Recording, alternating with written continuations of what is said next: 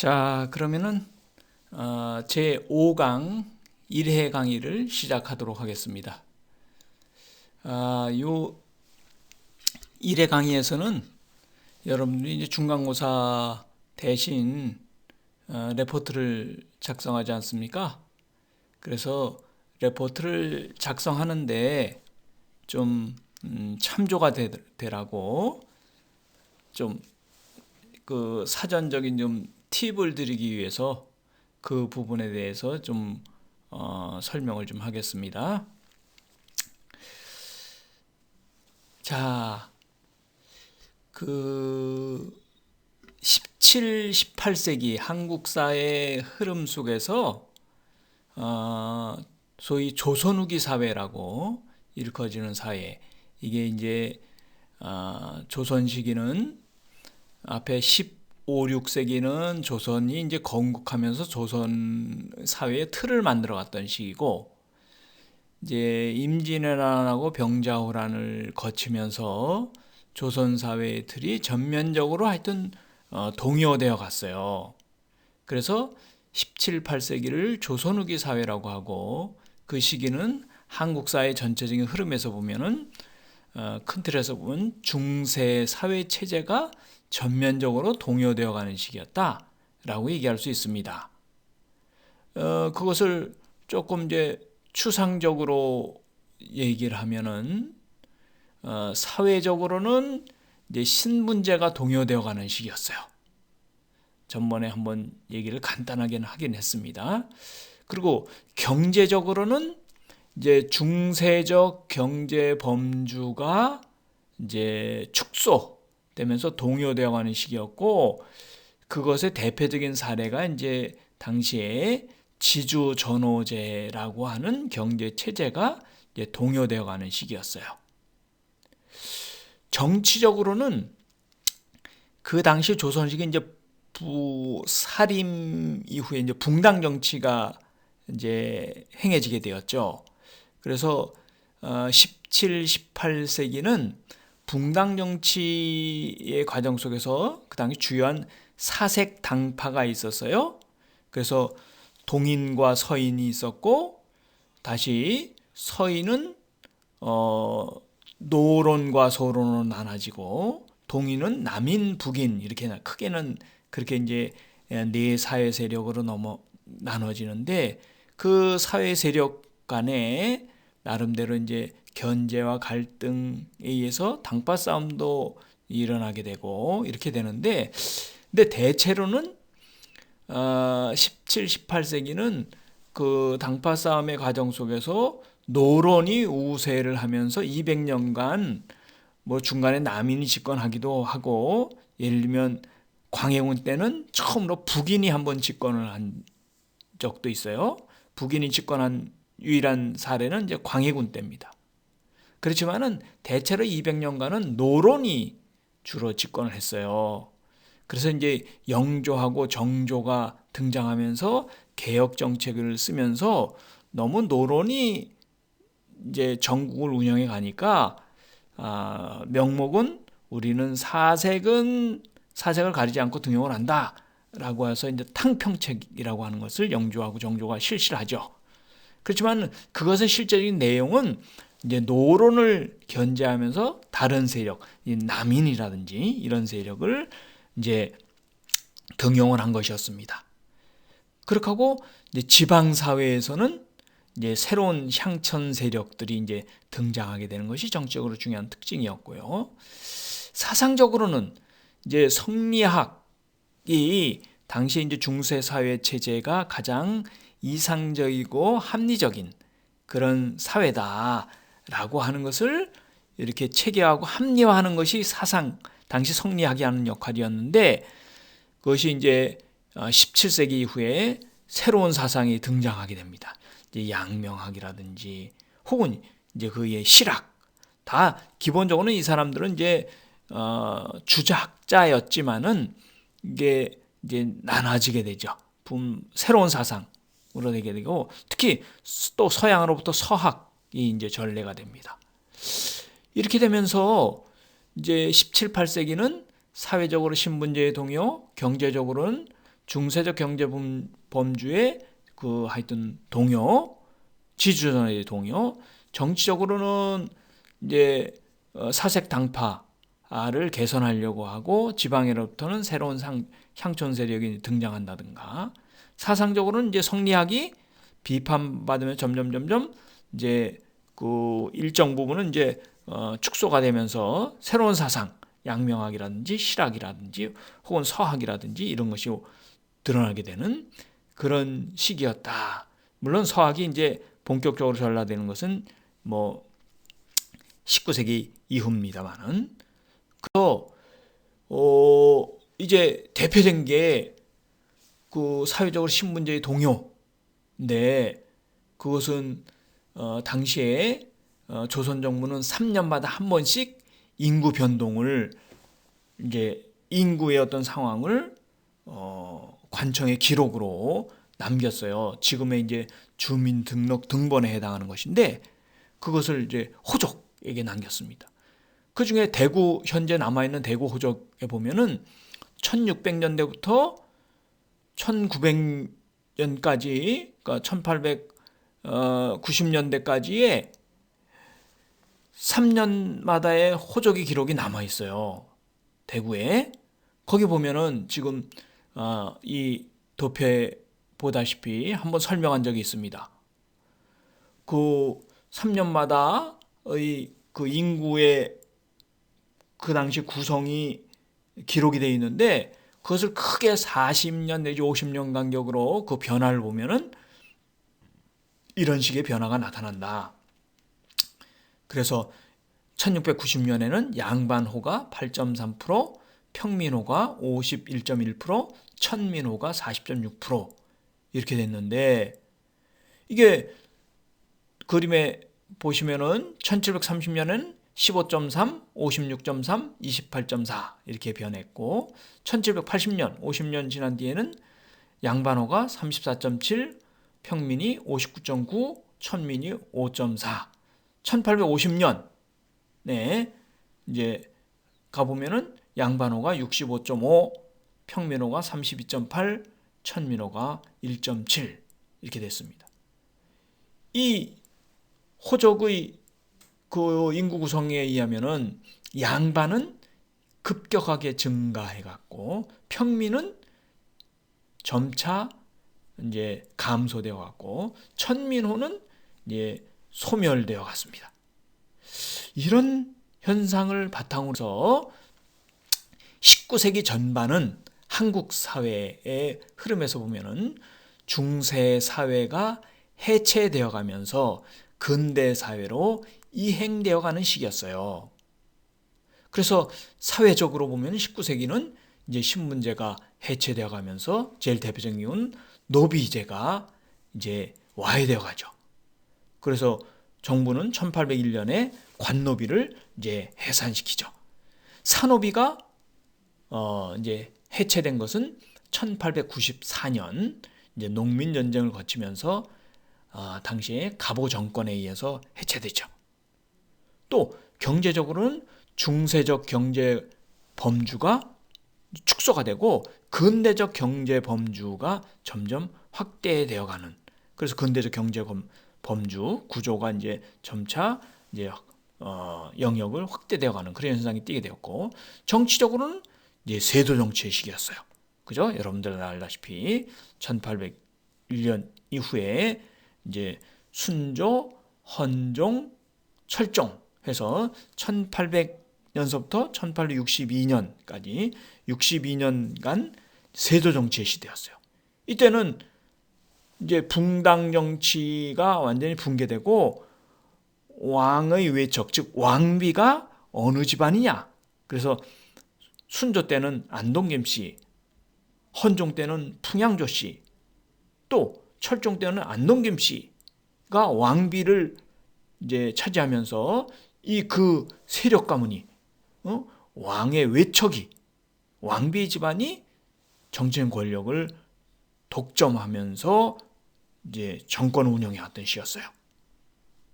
그리고 한국 사회사로 보면은 이 시기는 밀란의 시기였습니다.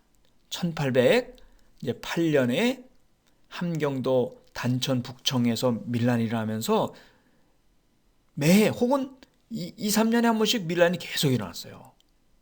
이 부분에 대해서는 다시 뒤에서 언급하도록 하겠습니다. 자, 하여튼 19세기 전반기는 그런 형태를 띠고 있었습니다.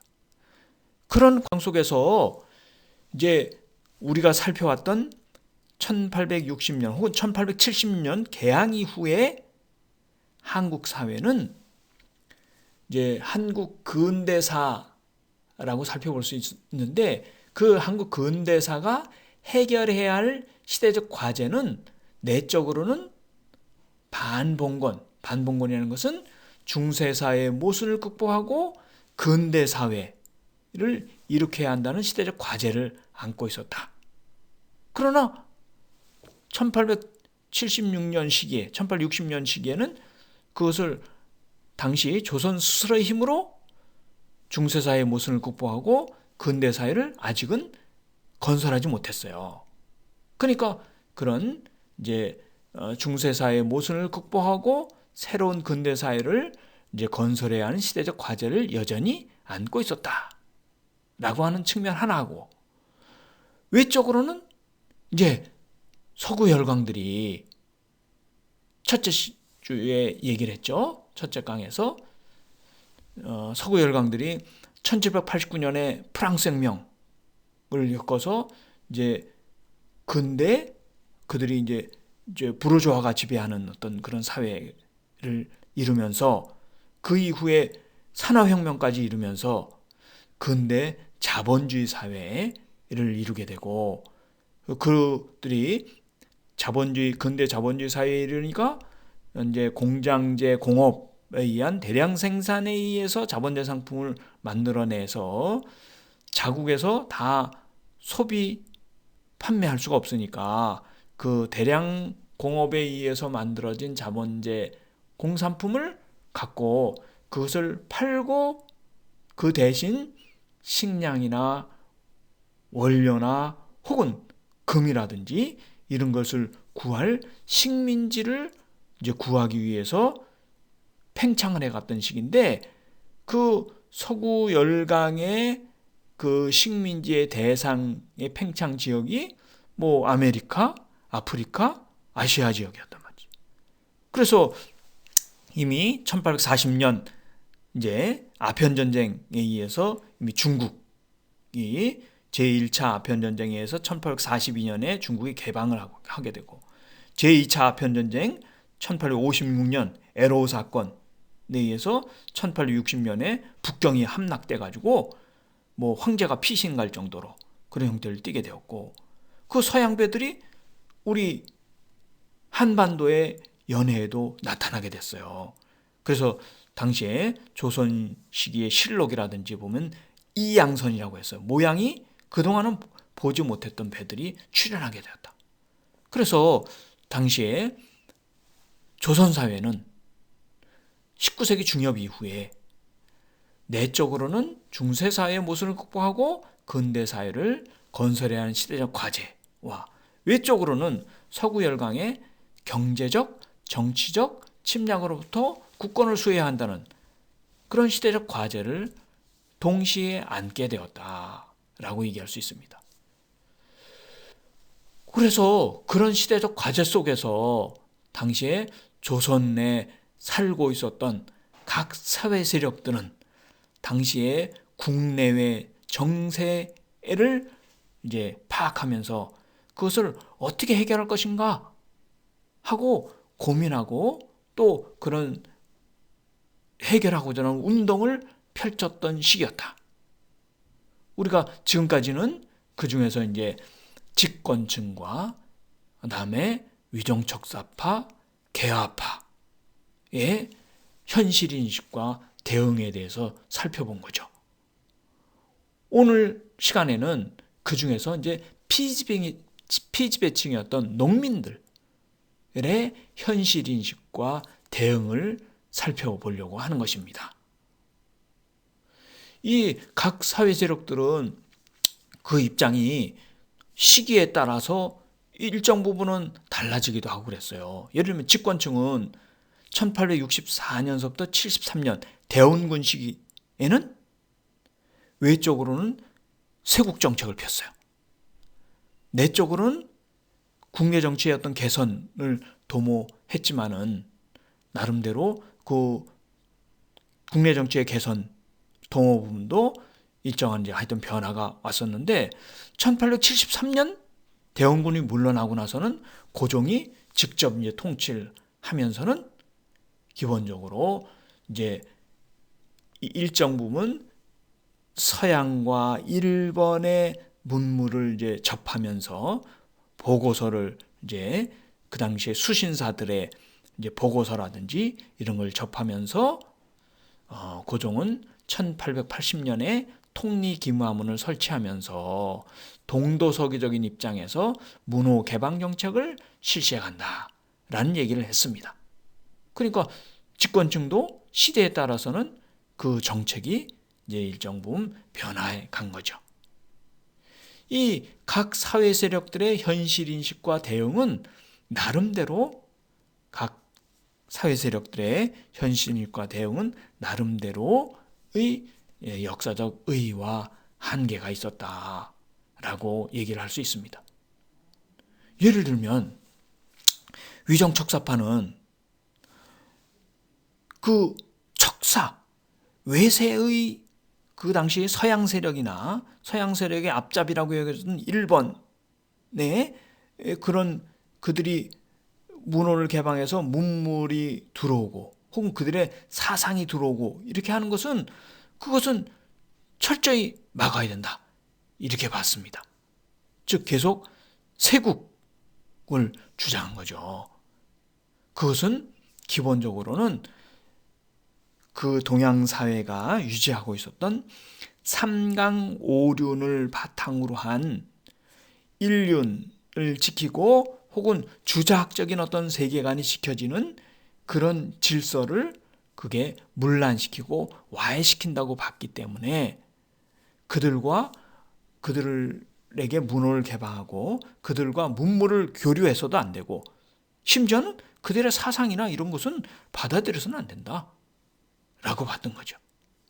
근데 그런 측면에서는 그 당시에 반외세라고 하는 시대적 과제를 적극적으로 그 부분에 대해서는 인식을 하고 그것을 해결하려고 했지만은 그러나 반봉건이라고 하는 부분, 중세사회 체제의 모순을 극복하고 근대사회를 이룩하려고 한다는 그런 시대적 과제에 대해서는 그 부분은 눈을 감았어요.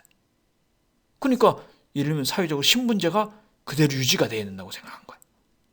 그러니까 그런 측면에서는 그리고 사상적으로는 계속 주작이 유지돼야 된다라고 한 것에 대해서는 그런 부분에 대해서는 내적으로 중세사회의 모순을 극복하고 근대사회를 이제 건설해야 한다는 그런 시대적 과제를 해결하지 않고서는 당시 반외세라고 하는 시대적 과제를 제대로 해결할 수 있을까? 그 부분에 대해서는 나름대로 의문이 들고 그것은 나름대로 한계로 지적될 수 있는 거죠. 또 전번주에 살펴봤던 개화파가 내세웠던 시대적 한국 그 당시 조선사회가 나아가야 할 시대적 방향에 대해서는 잘 소위 설정한 것은 맞아요. 그러나 그것을 해결하는 어떤 방식에 있어서는 기본적으로 사회적 과제, 시대적 과제를 해결하는 방식은 그 산술적으로 그냥 그것이 옳은 방향이라고 해서 사회가 그렇게 되는 건 아니에요. 또 그런 방향이 옳다라고 해서 개화파들이 외세를 끌어들이고 일본 공사가 도와준다고 하니까 탑석 잡고서 무조건 이 방향으로 가야 된다 라고 하고서 그들이 각성된 선진적인 어떤 그 인물들이 일부의 세력이 그것을 수행한다고 해서 사회적 모순이 해결되면서 그런 사회가 만들어지느냐 하면 그런 것은 아니었다. 그래서 그들은 그들을 같이 할 수 있는 사회 세력을 광범위하게 구축하면서 그 시대적 과제를 이뤘어야 하는데, 그러지 못한 형편에서 이제 쿠데타를 일으킴으로써 오히려 그것이 그들의 역량에 의해서 실현되지 못함으로써 실패로 끝남으로써 그 당시 1884년 갑신정변의 실패 이후에 그런 진보적인 입장을 가졌던 그런 지식인들이 대거 뭐예요? 처형당하거나 삼적이 멸하거나, 혹은 윤치호 같은 경우는 그들과 입장을 같이 하더라도 그렇게 실패하니까 그도 사형에 처할까봐 망명가죠. 이런 식으로 이 시기에 1884년 갑신정변의 실패 이후에 많은 진보적인 그 당시의 지식인들이 이제 제거되었다. 하여튼 이제 그런 측면에서 일정한 이제 한계를 갖고 있었다라고 얘기를 할 수 있습니다. 그래서 이제 여러분들이 이제 레포트로 써야 되는 부분들은 이제 각 사회 세력들의 현실 인식과 대응의 역사적 의의 및 각 사회 세력은 나름대로의 역사적 의의와 한계가 있는 거예요. 즉 어느 세력이 100% 부정적인 그런 사회 세력은 있지 않아요. 그것은 역사에 있어서 그건 현대도 마찬가지입니다. 지금도 100% 부정적인 세력, 그런 세력은 있지 않은 거죠. 또 100% 완전한 세력, 그런 세력은 있지 않은 거죠. 그러니까 그런 측면에서 각 사회 세력들이 갖고 있었던 현실인식과 그들의 그 모순을 해결하는 방식에 나름대로의 의의와 한계가 있는 거다. 그러니까 여러분들 이야기에 쉽게 이해하면 산술적으로 보면은 어떤 세력은 사회적 의의가 한 70대 뭐 한계가 30 뭐 이렇게 될 수 있는 거죠. 또 어떤 세력은 사회적 역사적 의의가 뭐 하여튼 60대 한계가 40 뭐 이렇게 되는 것이다 라고 얘기할 수 있습니다.